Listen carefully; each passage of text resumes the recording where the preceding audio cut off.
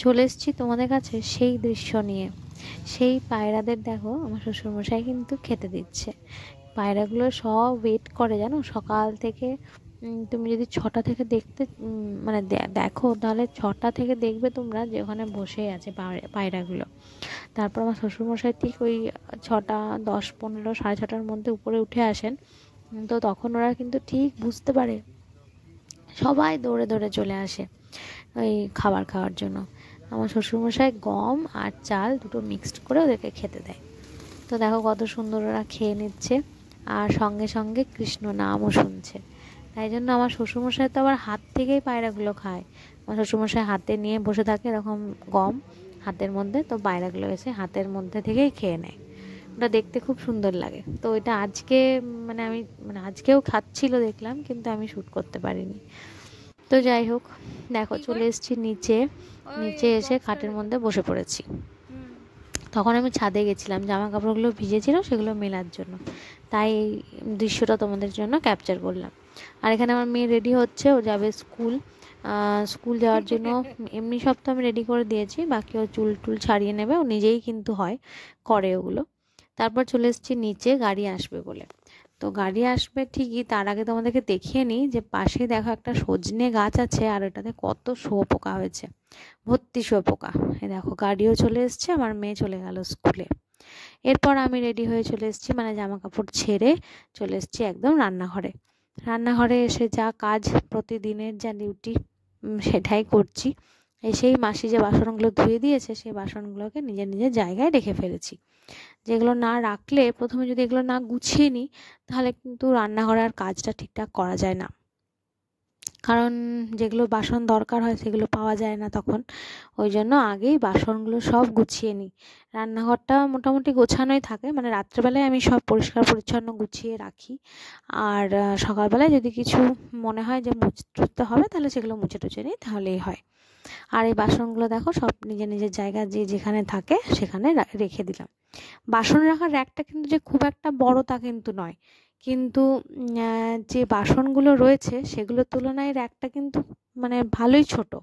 কিন্তু যদি একটু গুছিয়ে রাখা যায়, তাহলে কিন্তু সব বাসনই মোটামুটি ধরে যায়, যেগুলো বড় বাসন সেগুলো ছাড়া। তো চলো, এগুলো আবার নিজের নিজের জায়গায় রাখতে হবে। যে ডিশগুলো আছে সেগুলো ওইদিকে থাকবে, টিফিন বক্সগুলো টিফিন বক্সের জায়গায়, বাটিগুলো বাটির জায়গায়। সবার একটা নিজস্ব জায়গা আছে, আর সেটার বাইরে কেউই যেতে পারে না। তাই সেগুলোকে নিজের নিজের জায়গায় রেখে দেওয়াটাই ভালো। তো চলো তোমরা দেখতে থাকো, পরবর্তী যে কাজগুলো আমি করছি সেগুলো তোমাদের সাথে শেয়ার করছি।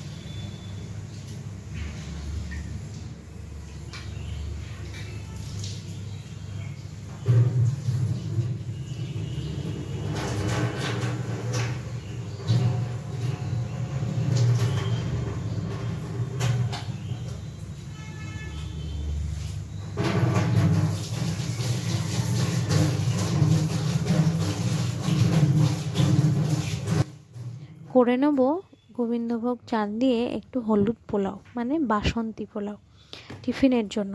বরকে টিফিন দেব। আজকে রুটি করতে ইচ্ছে করছে না, জানো তো। বাসন্তী পোলাওটা বানানোটা না খুব ইজি, ইজিয়েস্ট ওয়েতে হয়ে যায় আর কি। রুটি করতে অনেক ঝামেলা। তো দেখো চালগুলো আমি একটু ভিজিয়ে রেখেছিলাম, আধ ঘন্টা ভিজিয়ে রেখেছিলাম। তারপরে ধুয়ে নিলাম ভালো করে, নিয়ে চালগুলোকে একটু ম্যারিনেট করে রাখতে হবে। একটু ঘি, একটু গরম মশলা, একটু হলুদ, নুন, আর একটু আদা গ্রেট করে দিয়ে 15 মিনিট একটুখানি মেখে রেখে দিতে হবে। ঠিক আছে। তারপরে মেখে রেখে দেওয়ার পরে কড়াইয়ে ঘি দিয়ে ওই চালগুলো দিয়ে একটুখানি বাদাম ফাদাম যা দিতে চাও তোমরা, আমি তো শুধু চিনে বাদাম দিয়েছিলাম, তোমরা চাইলে কাজু বাদাম কিশমিশ এগুলোও দিতে পারো। সব রকম দিয়ে ভেজে টেজে চালগুলো দিয়ে দিতে হবে। তারপর চালগুলো ভালো করে ভেজে নিতে হবে, মানে সুন্দর করে শুকনো শুকনো করে কিন্তু ভেজে নিতে হবে চালটা। তারপরে এবার আবার কি, এবার মাপ করে জল দিয়ে দিতে হবে, গরম জল দিতে হবে, ঠিক আছে। মানে ধরো 2 কাপ চাল নিলে 4 কাপ জল এরকম মাপ করে দিতে হবে, আর গরম জল দিতে হবে। গরম জলটা দিয়ে দিলেই ওটা বেশিক্ষণ না, মানে হয়তো 5 মিনিট কি 7 মিনিট লাগে, রেডি হয়ে যায় কিন্তু হলুদ পোলাও, আর বেশ খেতে টেস্টিও হয়। তো চলো দেখতে থাকো।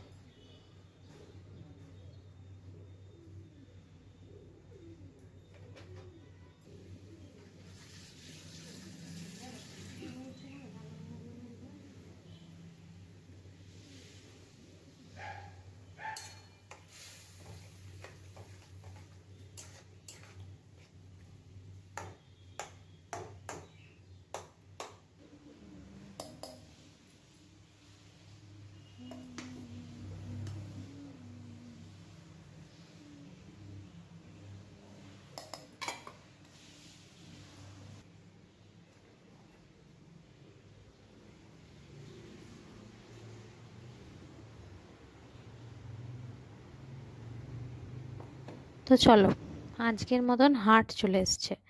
আমি কিন্তু আজকে সকালবেলা 1 রাউন্ড রান্না করেছি, তারপরে হাট আসার পরে আবার 1 রাউন্ড রান্না হয়েছে। কারণ হাটের বললাম না সবজি কিছুই ছিল না, তো সকালবেলার জন্য আলু পোস্ত করেছিলাম, কিন্তু এখন তো একটা সবজি কিছু করতেই হবে। তো আমি লাউটা নিয়ে বসে পড়েছিলাম কাটতে।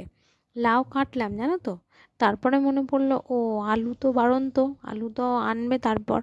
তো এবারে আলু আনতে তার একটু পরে আলু নিয়ে এসেছিলো শাশুড়ি মা, কিন্তু তখন ছিল না, তাই ছিল না বলে আমি আর তখন লাউয়ের তরকারিটা করিনি, লাউটা অর্ধেক কেটে রেখে দিয়েছিলাম। আর করলাম হচ্ছে কচু কুমড়ো পুঁই দিয়ে একটা তরকারি। আর মাছটা দেখো নিয়ে চলে এসেছি বেসিনে ধোয়ার জন্য। মাছ কিন্তু যত ভালো করে ধোয়া হয় তত কিন্তু খেতে টেস্টি লাগে। কথায় আছে না, মাছ ভালো করে ধুতে হয়, কিন্তু মাছের এই একটা আঁশ থাকলেও আমার ভালো লাগে না, তাই পরিষ্কার করে মাছ ধুতে আমার একটু সময়ই লেগে যায়। তো দেখো মাছগুলো ধুয়ে নিয়ে তারপরে রান্নার দিকে এগোবো, একদিকে মাছটা বসাবো আর একদিকে কচু কুমড়োর পুঁই শাকটা কেটে নিয়ে তরকারিটা বসিয়ে দেবো। তো চলো দেখতে থাকতে।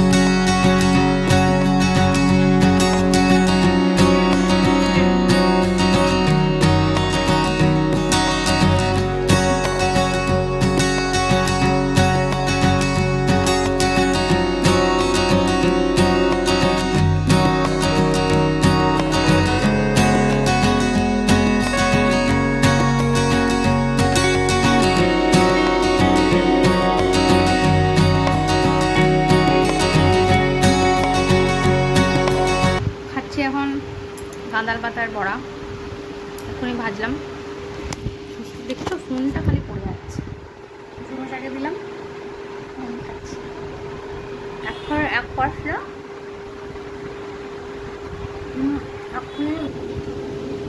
বিশাল জোরে একটা বৃষ্টি হয়ে গেছে, কিন্তু আবার দেখা রোদ দিয়েছে।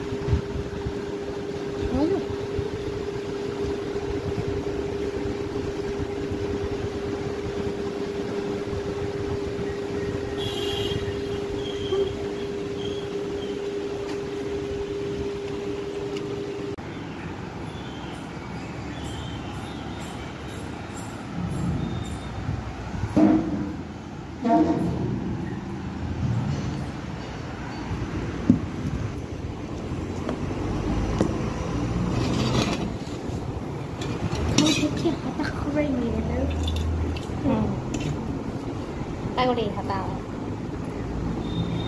কেন আমার ফোন দাও। হাফ সেকেন্ড হাফ সেকেন্ড মানে 200 মাইক্রোসেকেন্ড না। আজকেও ইংলিশ বলতে ভুলে গেছি। বেঙ্গলি ইংলিশ একদিন গ্যাপ করে দেখা যাচ্ছে। কি বলছিস তুই? বল দেখি। এই অন্ধকারে কে তুই আর কে আমি বোঝাই যাচ্ছে না। না মোটেও না। বল দেখি কি বলবো? বল কি বলছিলি বল। দেখো আমরা এখন দুপুরবেলা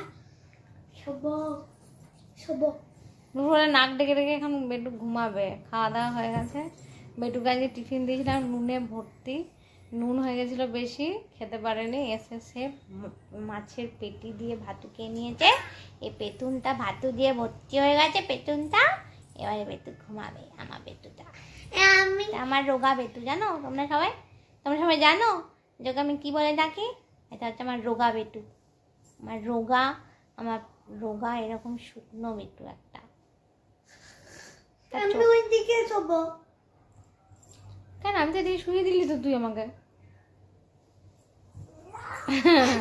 বালিশগুলো বার কর।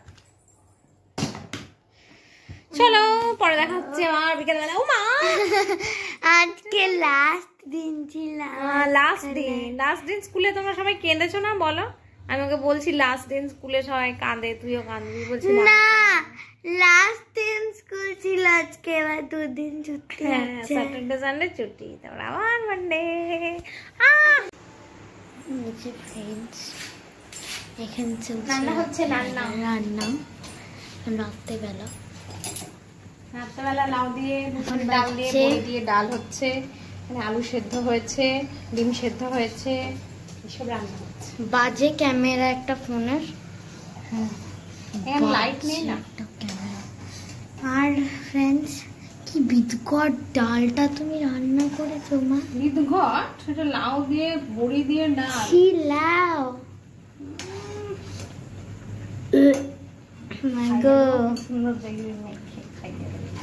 না তোমাকে খাওয়াতে হয় না। তুমি যে খেলে তো কিছুই খাবি না। খাবো না, সব তো ফেলে দিবি। হ্যালো ফ্রেন্ডস, আজ এখন বাজে 10:30। আমাদের সবার খাওয়া দাওয়া হয়ে গেছে, আমার মেয়েরও খাওয়া দাওয়া হয়ে গেছে। আর মেয়েকে এখন কম্পিউটার পড়াবো। আবার বসেছি এই যে কম্পিউটার নিয়ে, সারাক্ষণ খালি কম্পিউটার নিয়ে বসেছি। আর আমার মেয়ে কি সুন্দর একটা ড্রয়িং করেছে, দেখো এই দেখো। এটা বুকের কভার ফ্রেন্ডস, এটা আমার রাফ কপি কভার, যেটা উল্টো দিয়ে করে দিয়েছে। যাই হোক করেছে। ড্রয়িংটা দেখো সুন্দর হয়েছে না? ডোরেমন। হ্যাঁ এটা করেছে। আর এখন একটু কম্পিউটারটা মানে চ্যাপ্টারটা অর্ধেক পড়েছিলাম, অর্ধেক বাকি আছে, ওটা পড়িয়ে নেব। আর এদিকে এসি চালিয়ে নিয়েছি, প্রচণ্ড গরম করছে। রান্নাঘর থেকে ঘেমে চুমে এসছি, এখানে এসি চালিয়ে বসেছি, ঠিক আছে? তো যাই হোক, না চকচক করছে, এগুলো পুরো ঘাম। তো যাই হোক আজকের মতন এখানে শেষ করলাম। আজকে বিদায় নিলাম তোমাদের কাছ থেকে। দেখা হবে একটা নতুন ব্লগের সাথে নতুন দিনে। ততক্ষণ তোমরা ভালো থেকো, সুস্থ থেকো, সাবধানে থেকো। আজকের মতন টাটা, গুড নাইট।